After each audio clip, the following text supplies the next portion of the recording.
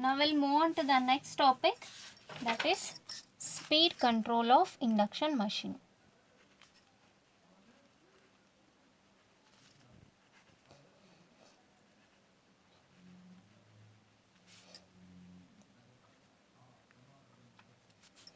So normally the speed of induction machine is constant. It is just like a DC shunt motor.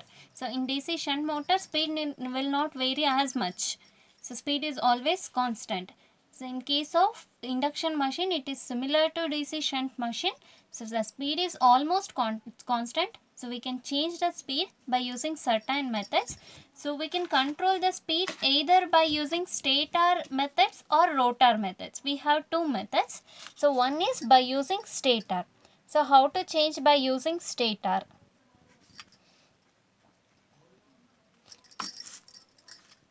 One method, again here we have three methods.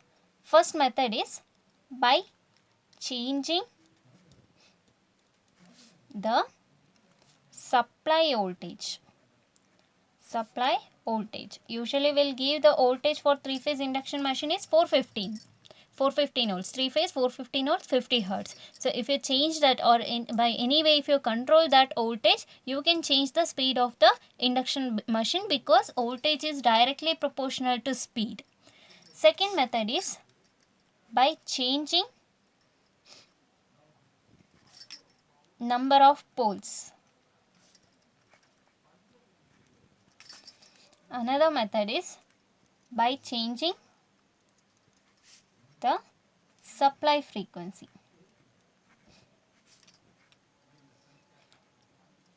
Usually we won't prefer these methods. So how this is going to happen? We know that the synchronous speed of the rotating magnetic field is 120 F by P. You can see here NS, synchronous speed, is directly proportional to frequency and inversely proportional to number of poles. As you increase the number of poles, what happens to the synchronous speed?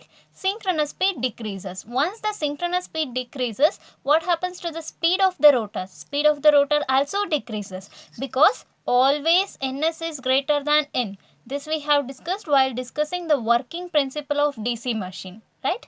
This speed of the rotor tries to reach the same speed, but it cannot reach it. It has some, it can vary. So always Ns is greater than N. So as you increase the number of poles, speed decreases. As you decrease the number of poles, the speed of the induction machine increases. So next one is frequency. So frequency is directly proportional to synchronous speed. If you increase the frequency, speed increases. If you decrease the frequency, speed decreases. So these two methods we use in the peculiar condition. So as we can say, number of poles will be in case of, we are going to decide the number of poles while constructing the induction machine. We cannot change the number of poles while it is running. Similarly, the frequency. So this type of methods usually we won't use, but this method is there. One more type of speed control is there, that is by using rotor side. So these are all stator side. We are changing the supply voltage to the stator. We are changing the number of poles of the stator by changing the supply frequency. Again, supply we are going to give for stator by using stator side. Next, by using rotor side. This is one of the important method, and we are going to use this widely. So which method is that? While discussing the different types of rotor, I told you there are two types of rotor. One is squirrel cage, another one is slip ring. In case of slip ring motor, so that is a three-phase rotor. In case of slip ring rotor, what happens? Ends are not connected, rather it will left open, and here it is going to connect for the rings, end rings. And here we have an option of adding an extra resistance. We can add an external resistance to this type of rotors. So when we this is not restricted to resistance, this might be rheostat. Now by changing the rheostat position from cutout to cut in or cutting to cutout, we can change the speed of the rotor. I mean, we are going to inject or we are going to take out the current. So that is how we are doing. So this type of method is widely used to control the speed of induction motor. The wide explanation is not there, just you need to know what are the types of speed controls are there in induction machine. So these are the types of speed controls there in induction machine. Okay, so this is one of the important concept. Then we'll move on to the another concept, that is starter.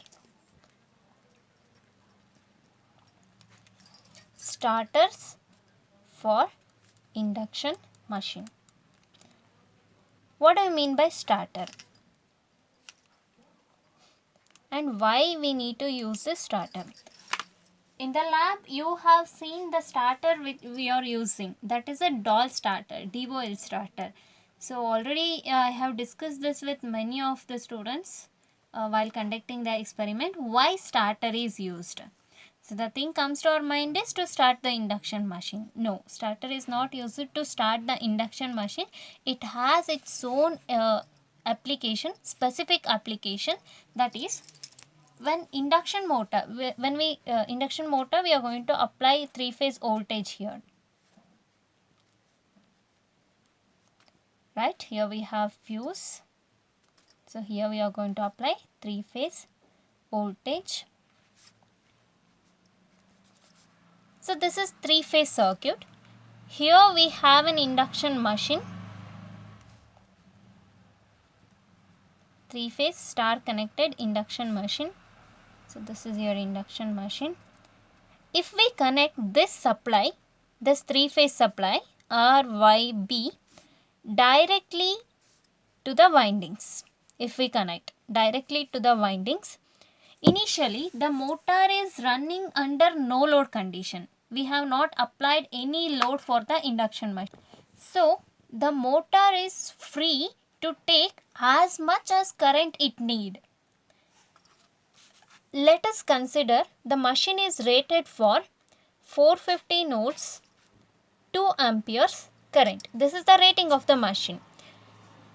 So there is no load on the motor. This is full load current.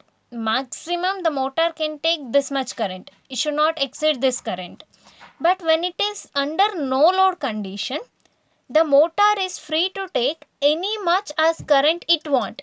Usually it will take 5 to 7 times of current and it will produce 1.5 to 2 times of torque, full load torque.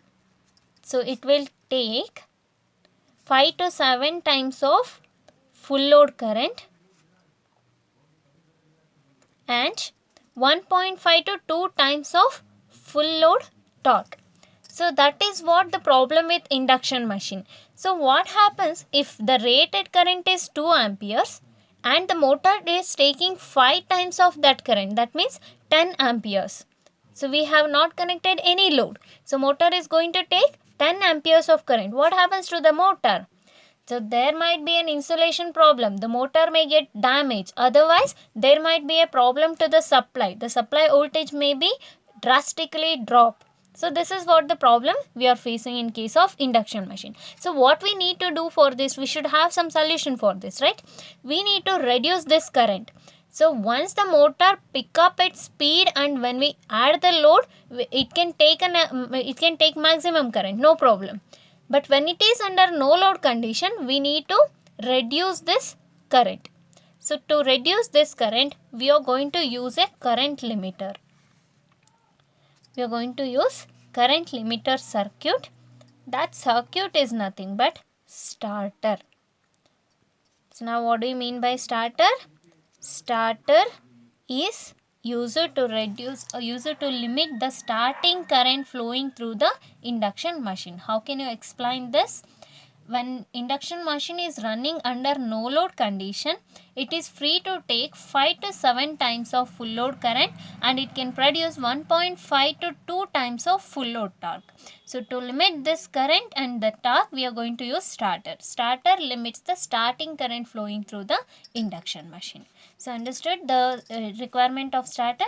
So again, this is one of the important question. The question will be like this. Write a short note on necessity of starter. So write a short note on necessity of starter. So you can write these things, fine. Again we need to discuss what are the types of starters we have. Already you know one starter, that is DOL starter. That is not DOL starter, DOL. DOL means direct online starter.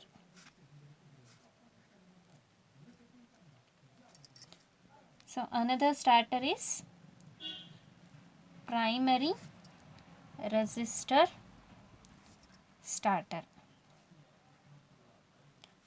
Primary resistor starter, we are going to introduce some resistance at the initial condition. Later we are going to remove that because resistor limits the current. This is one type of starter. Another starter is auto transformer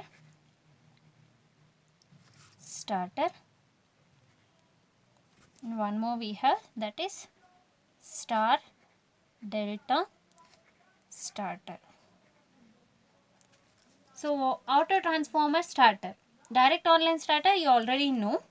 Primary resistor starter, we are going to add some resistance so that we can limit the current initially. Later we are going to remove that resistance by using switch.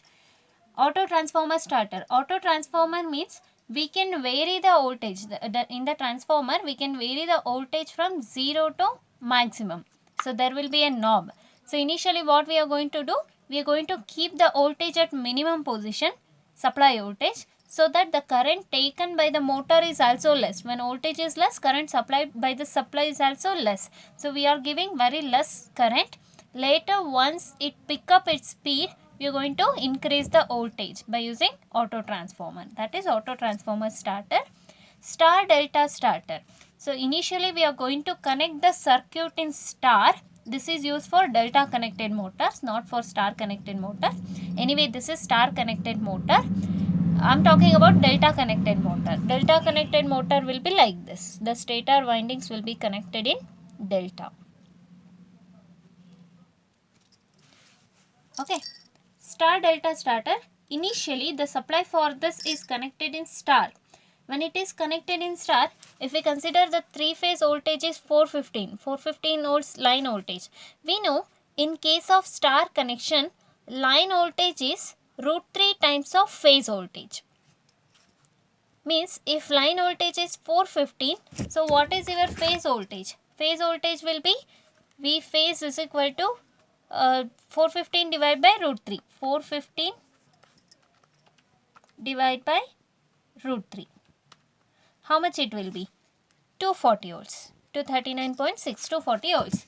So this voltage is lesser than the required voltage for the motor. Motor is rated for 415 volts, but we are supplying 240 volts by connecting the starter in star connection.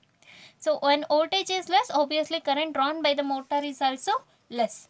Later, once motor pick up its speed, we are going to change this star connection to delta connection.